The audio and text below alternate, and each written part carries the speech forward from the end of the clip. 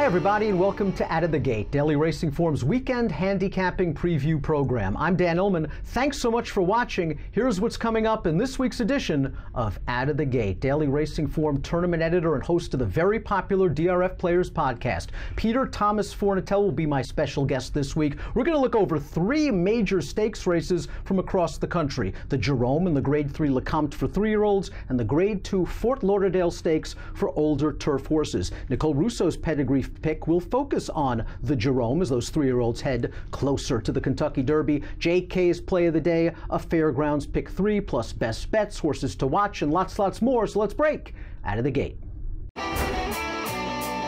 We begin Out of the Gate with our horse watch segment. Peter Thomas Fornatel, you've got an interesting horse that might be a nice price next time out in Southern California for trainer Dan Blacker.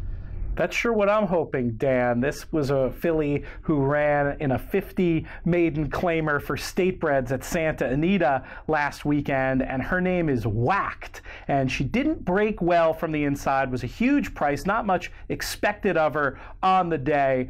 Got away from there slow, made kind of a sustained middle move during the race, and also very significant, breaking from that one post in the early part of the race, spent plenty of time on the inside, and then once again late in the race ends up on the inside. Wasn't overly persisted with either, I didn't think, by the rider in deep stretch, making that past performance running line probably look a little bit worse than it is in reality. Another thing that I like about her is this race came up just about at par. The winner got, I think, a 55 Beyer speed figure. That's about what the winner of this race would typically get. But this is a condition that can be very variable. So for a horse to do some running in a race that came in around what I think the par is, probably one who's got a chance to really improve. And I think based on the 50-1 last time, should be a square price, as you pointed out. I'm definitely going to be putting her in my stable mail and hopefully have a chance to cash some tickets when she appears once again. My horse to watch is one that I'm hoping can maybe run the table in the near future in Southern California in those longer distance turf races. He's a hardy old fella that dances every dance, and It's in the Post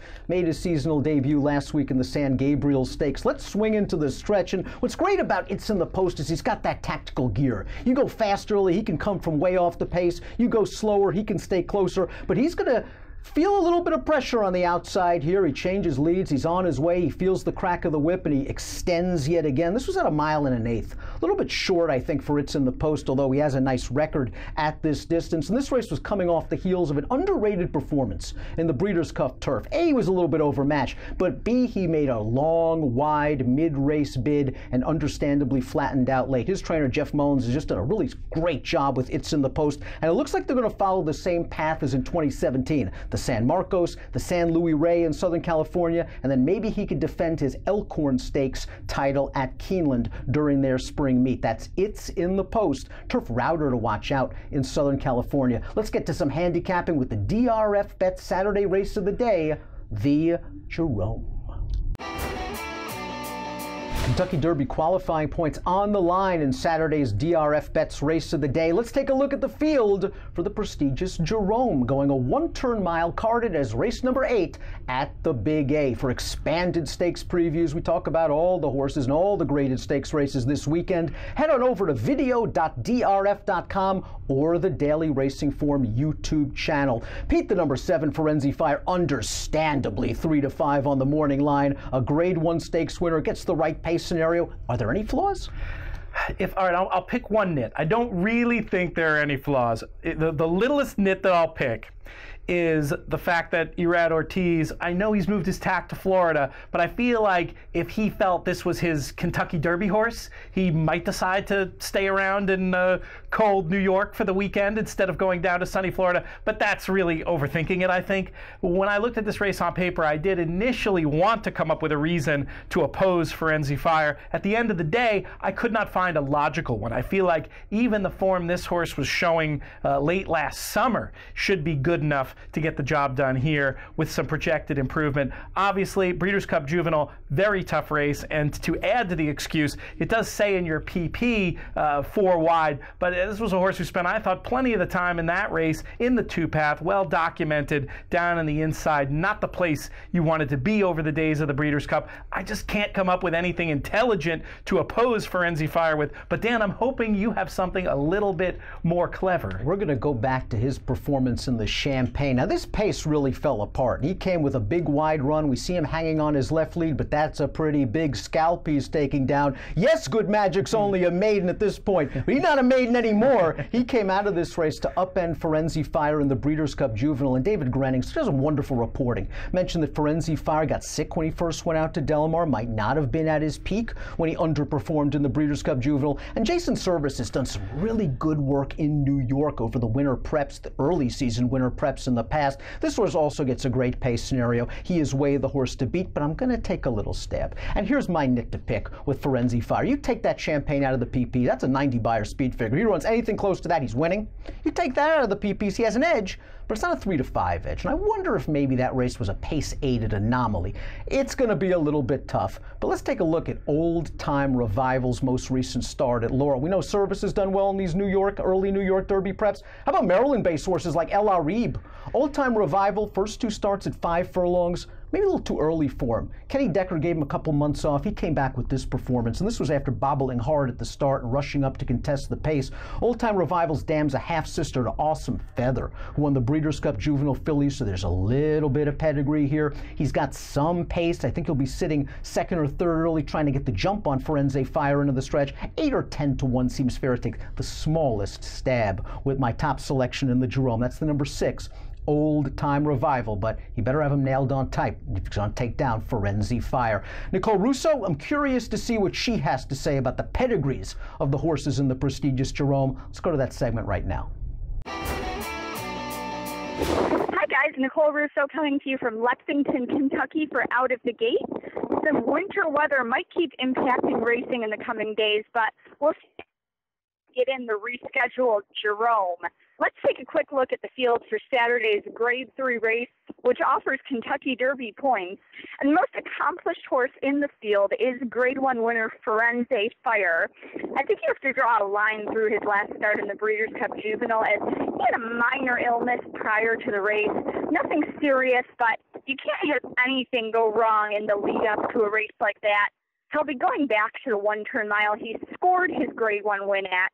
You're watching him take that Champagne Stakes at Belmont over eventual juvenile winner Good Magic. Now, Firenze Fire is by the Grade 1 winning sprinter Poseidon's Warrior, who in turn is by champion sprinter Spitestown. But a lot of stamina in the female family. Damn My Every Wish is out of a full sister to Oatsy, who produced Preakness winner Shackelford and Alabama winner Lady Joni, among others. Broodmare sire Langfear's daughters have produced Kentucky Oaks runner-up My Mississippiya, Kentucky Derby runner-up Lookin' at Lee, and Florida Derby winner Materiality. So a lot of long-winded horses, perhaps a blend of speed and stamina in this pedigree as Firenze Fire moves ahead on the spring prep trail. Now, from a pedigree standpoint, we'd be remiss if we didn't take a quick look at this maiden special weight on Saturday's excellent card at the fairgrounds. And all eyes here will be on the outside horse Capability.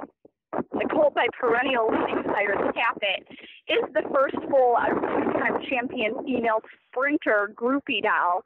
You're watching her second victory in the Breeders' Cup Filly and Mare Sprint, in which she edged Judy the Beauty, who would come back to win the race the following year. Capability, trained by Buff Bradley, just like Mom, debuting as a 3-year-old just as his dam did. Might need a run or two before getting the hang of this game just as his dam did. The 6-furlong distance probably as we have eyes on Capability. Thanks for tuning in on this week's Out of the Gate.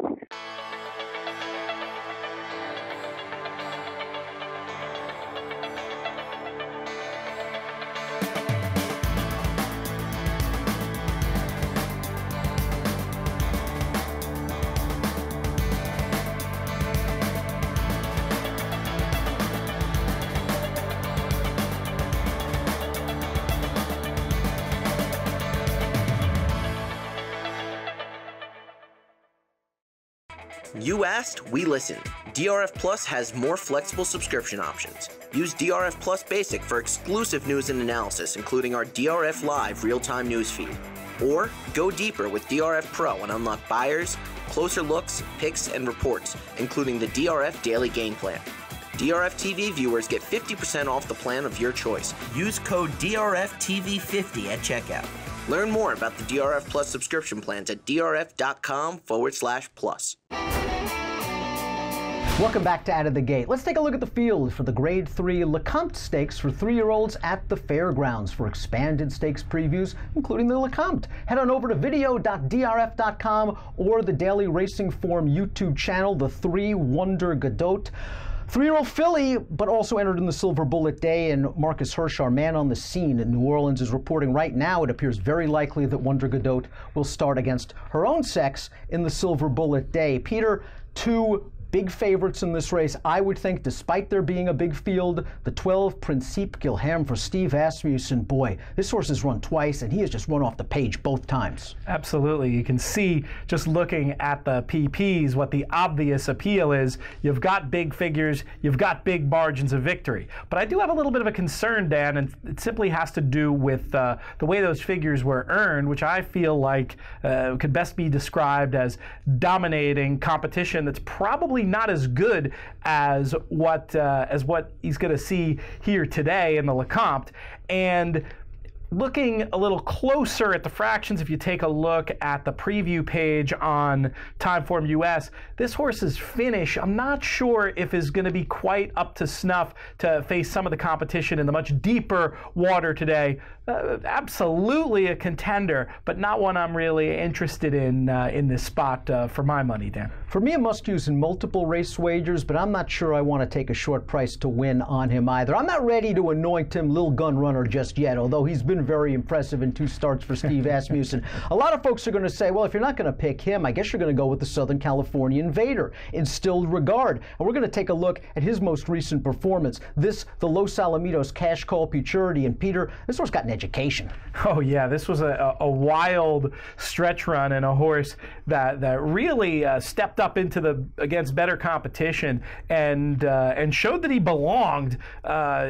Crazy things going on here in the stretch, and still has finish and desire, and you can see why this one's going to catch a lot of money, and this is one I would not want to beat me in the multi-race wagers. Still a little bit green. You noticed when he got popped by the jock, changed leads a couple times in the stretch. But look at that competition. Solamini, second in the Breeders' Cup Juvenile. McKenzie came out of that race to win the Sham with a 97 Beyer speed figure last week. That's some serious competition. I wonder if that long stretch of Los Alamitos, well, that might play real well as he tries to translate to the long stretch at the fairgrounds. He's going to be a relatively short price. I got to use him in multis. I'm going to try to beat him as well. As are you, and who are you going to beat him with? Well, I was talking before about the view into late pace in races that that Timeform can give, and the best rated horse in terms of late pace is number 8, Zing Zang here. And what I really like about Zing Zang, and this is another case potentially against those favorites we were talking about before, Dan, is the way the shape of this race is going to play out. And the Timeform pace projector illustrates it pretty well. And I tend to agree with this idea that there's going to be plenty of competition for that early lead, which could lead to runners going faster than is optimal and take some of the sting out of their finish. And meanwhile, Zing Zang, projecting to be far back early, but has that long stretch to show his finish, looks to be improving, maybe one where the penny has dropped and we're going to see a new level of ability. And I do think the price should be very appealing here as well. Already a course and distance winner at the fairgrounds, and like the way he came from off the pace to win his maiden last time out for Asmussen. He's a son of Tap. He got a little creator to him. Creator, of course, winner of the Belmont Stakes. This horse might want actually a little bit more ground than this, and it's obvious a big step up in class just coming off of maiden win, but I agree with everything you said about this pace. You're not going to see this horse early, but I think he's going to make a run. And you know something, even if he doesn't get it done on Saturday, I think you might hear a little bit more about this horse as the spring progresses into races like the Louisiana Derby, and hopefully for the connections onto the first Saturday in May at Churchill Downs. Zing Zang for me, maybe 10, 12 to 1 seems like the right price to win. And again, I'll use him in multis with the two favorites. We'll move from dirt to turf, from New Orleans to Hallandale Beach. Let's take a look at the Fort Lauderdale at Gulfstream Park. Let's take a look at the field for the Grade 2 Fort Lauderdale Stakes, one of two graded stakes races scheduled on the turf at Gulfstream Park on Saturday. This one carded as race number 11. We've got a field of 8 with the 9 beneficiary listed as a main track only. For expanded stakes previews, visit video.drf.com and the Daily Racing Form YouTube channel. Our friends at home can see that Heart to Heart is even money, and deservedly so. His last 7 races have resulted in triple-digit buyer speed figures, and we were talking before we went on the air, this might be one of the best horses in the country yet to win a Grade 1. I know, you look at those PPs, and there's actually been kind of a lot of heartbreak, at least at the Grade 1 level, and you wonder if there isn't a Grade 1 somewhere this year that's not going to have Heart to Heart's name on it at some point. Heart to Heart, we're going to take a look at his race 2 starts back. He came so close in the Shadwell Turf Mile at Keeneland, where there he is, freewheeling on the lead, and they're just going to run him down late. Heart to Heart, when he gets a lead, it doesn't seem like, no matter how fast he goes, he still just puffs himself up and runs hard to the wire. If you deny him the lead, though, sometimes we get the subpar Heart to Heart. Do you think he's getting to the front on Saturday? I do. I mean, Shining Copper is a legitimate rival on the front end, but it does seem notable to me that the last time Jose Ortiz rode Shining Copper, I believe at Saratoga, they rated that day and were able to still have enough finish. I could see that exact same scenario happening here with Heart to Heart on the inside, Heart to Heart seizing that lead, taking control. They're going to go pretty fast. If you're betting somebody other than Heart to Heart, you're going to hope they're going to go a little too fast. But I feel like Shining Copper might end up being just a little bit compromised by trying to sit off. And I'm hoping they go fast enough to potentially set it up for somebody else. I don't want to lose too much money against Heart to Heart, but I may take a small stab against him. Kind of been my story this week on Out of the Gate. You and I are looking at horses coming out of the tropical turf, and I think most handicappers are going to agree with you on this one and say, out of the horses coming out of the tropical turf, the horse that ran 5th might have run just as well as the winner. That was the way I saw it, Dan. I thought All Included was dealing with that slow pace that day and made sort of an aggressive middle move, trying to essentially do his own dirty work in here, and that obviously took a little bit of the starch out of the finish. But I thought it was visually a pretty nice move, and All Included is a horse that it had some issues along the way. Really dynamic mover at times and shown some real talent. And it's just a horse I've been waiting to step up under the right circumstances and get to the winner's circle on a big day. And if, hopefully I'm wrong about the scenario I said before, maybe there's a world in which Heart to Heart and Shining Copper go hammer and tongs, or at least hook up a little bit too early, and it could set it up for the late kick of an All Included in here. All things considered, All Included had a lot go against him in that spot. Not only was the pace very slow and worked to Shaka Mat's advantage, who was able to open up an easy lead on the final turn. That was All Included's first race in a long time. If you go back over his PP lines, his 3 fastest races, all triple-digit buyers, come second off the layoff. 2 of those 3 came at Gulfstream Park. A lot of things to light. Oh, did I mention Todd Pletcher's the trainer? You're going to get a decent price with Heart to Heart in this race. I'm going to go the other way, though. Shaka Mat was a horse that had a lot of potential for Roger Attfield. All of Attfield's horses are firing right now at Gulfstream. Stakes winner at 2, graded stakes winner early as a 3-year-old, and then his form just fell off the cliff.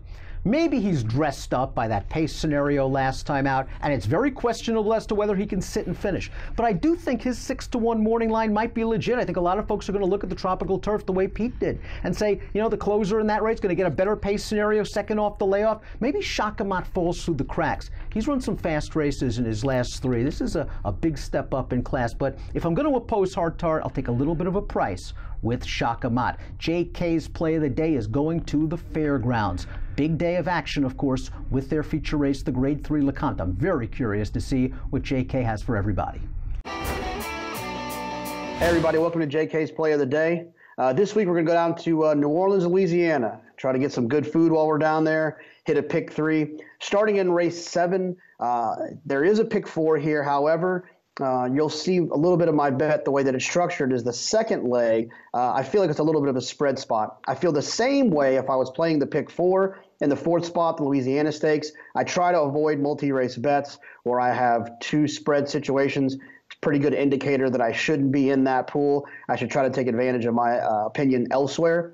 Starting in the first leg, this is the leg that I think will make the money on this bet, and that is completely tossing Wonder Godot. We've done it before and we paid the price, but I'm going to try to do it again, and I'm going to single Heavenly Love. It's been well talked about on our DRF Players podcast, as well as and many other handicappers have covered the idea that the inside was not where you wanted to be on Breeders' Cup weekend. That's where Heavenly Love spent the majority of that race. I have a lot of handicappers whose opinions I respect that liked her going into that spot. She clearly had an excuse being buried down on the inside, and I think she'll run much better here, and what should be a great opportunity to get value as Wonder Godot should be crushed at the windows. In the second race, I mentioned it earlier, it's a little bit of a spread race for me here. Not a little bit, actually a lot of a spread race here. I'm going to use the 1, 2, 3, 4, 5, 6, 8, and 9. Yep, there's only 2 horses I'm not using, but those 2 combinations should help with the equity on the ticket. Really no strong opinion, obviously, using that many horses. The 2, Avanzare, I think is interesting. The horse sprinted last time, but has back races that were going longer. The jockey Beschiza is obviously been doing really well. I think the last time I looked, he was at about 21%. Mike Maloney, author of the new book, Betting with the Edge, that him and Pete wrote together, was on our show and mentioned Beschiza as a guy to keep an eye out for, that he's been impressed with how he's riding. He finds himself on Avanzare. Timeform US thinks that horse should be forwardly placed and loose on the lead, although there's some other horses in here that I would be worried of. So a spread here. And then going on to the LeCompte, Derby preps are upon us. I'm going to use the 10 Instilled Regard. Big figure last time, low sal for Jerry Hollendorfer. He puts this one on the plane. Really not a lot to it. When you run a 122 Timeform US figure, and that stands out in this group by a significant margin, he's going to automatically be on the tickets. And then Principe Guilherme for me on the outside of Steve Asmussen. The 2 favorites here are the only 2 that I'm going to use. Like I said, the money will be made on Heavenly Love. If you are a pick 4 player through and through and you want some advice moving forward, I'd use as many as I can. The player's always been a favorite of mine. Seattle Serenade, always meant to be a good horse, had some issues, shows back up in this spot. Rated R Superstar is another one that was always well meant, and then the list goes on. So good luck, and we'll see you next week. Time for our best bet segment here on Out of the Gate. PTF, where are you going? My best bet is at the fairgrounds. It's number 7 in race 7, the Silver Bullet Day. Filly named Heavenly Love, who I've been waiting for to return since the Breeders' Cup. Another one of those horses that was stuck down on the inside, not the place to be over Breeders' Cup weekend. But if you go back to her previous form, the talent is abundant. You can see her here in the Alcibiades and just making a fantastic, strong move, seeing out the race well and showing some of her abundant talent. I think she's also going to be an okay price in here. The favorite, assuming the plans that we're hearing from Marcus Hirsch and others are to be believed, Wonder Godot will be in here. And she, while she's been very impressive, I think I can poke a couple of holes in her just in terms of her being with the grain of racetracks over her last couple starts. I think the stablemate Heavenly Love going to be an interesting price and one that I'll be definitely betting my money on Saturday at the fairgrounds. I'm going to opening weekend at Oaklawn, race number 8, the Pippin Stakes. I'm going to go with number 2, Farrell. Now we've got the last 2 winners of the Pippin in here, Terra Promessa and Streamline. Those 2 ladies are coming into this race off layoffs of 167 and 253 days respectively. And if you think they're using the Pippin as stepping stone to richer purses later in the Oaklawn meet, races like the Azeri and of course the prestigious Grade 1 Apple Blossom, maybe we've caught them at the right time to try to beat them with the number 2, Farrell. Let's take a look at the Timeform US pace projector for this race. The 3, Terra Promessa, we know her game. She's going to go right to the front, but again, 167-day layoff. Farrell, I think the number 2 is going to sit right there in second. She's got the recency edge over Terra Promessa. She is 4 for 5 in 2-turn races in her career. The only loss coming when she chased a blistering pace over a sloppy track in the Kentucky Oaks. Last time out, she beat Elders in the Grade 2 Chaluki Stakes using this sort of style. She's going to sit just off the pace, and if Terra Promessa is a little bit short in the lane, I think Farrell, the number 2, can come get her in the Pippin Stakes opening Saturday at Oaklawn Park. You can follow the latest DRF TV offerings on Twitter at DRF Video, and the latest from America's Turf Authority, Daily Racing Form. Please follow at DRF Inside Post. That's it for this week. Best of luck when your horses break out of the gate.